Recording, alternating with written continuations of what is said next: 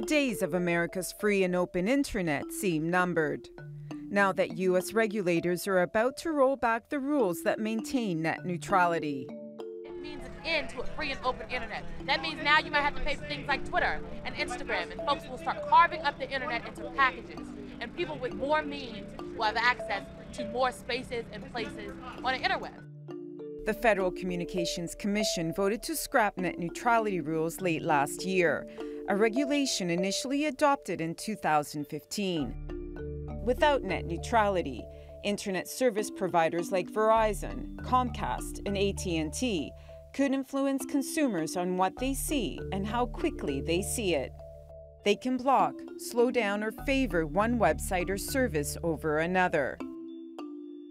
The FCC says the old rules hindered innovation and prevented investment in expanding broadband networks. The legend of a cable company trying to break the internet may make a scary bedtime story for children of telecom geeks, but it isn't reality. Net neutrality says internet service providers need to treat all content, applications, and web services equally, and that determines how online traffic works.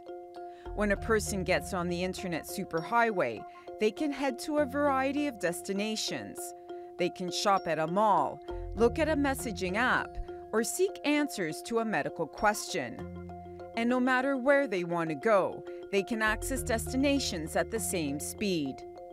But if net neutrality is taken away, internet service providers could choose to speed up or slow down access to certain content, prioritizing how quickly you can get from A to B. They can now also start charging money for better access to content. Net neutrality supporters say this would not only hurt internet users, but also small companies and startups, which can't afford such fees. The issue has led to months of protests. We need to have an open and free internet, not one in which the content, the speed, the access is controlled by corporate interests, which typically are not in the interest of the common people. The repeal of net neutrality rules won't go into effect until the White House approves it. But that could be blocked next week after Democratic senators try to force a vote to undo the repeal. The speculation is that consumer interests will be harmed if the broadband carriers are permitted to interfere with consumer access to the network. Tech companies like Mozilla, Vimeo, and Foursquare have filed lawsuits to preserve net neutrality. And around 20 U.S. states, including Washington, Alaska, and California, are opposing the FCC by passing their own net neutrality state laws.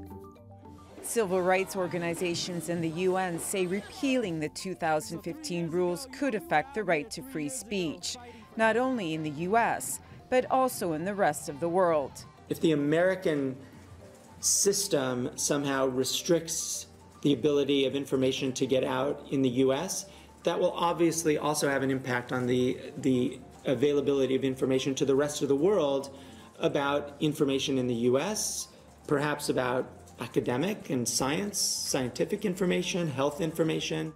Internet providers argue consumers who don't like their service can always switch providers, but it's not as easy as that. Based on their location, many people only have access to adequate broadband from one internet provider, and that means a lot of control is in the hands of just one company.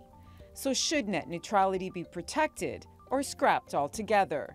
Christine Pirovolakis, The Newsmakers.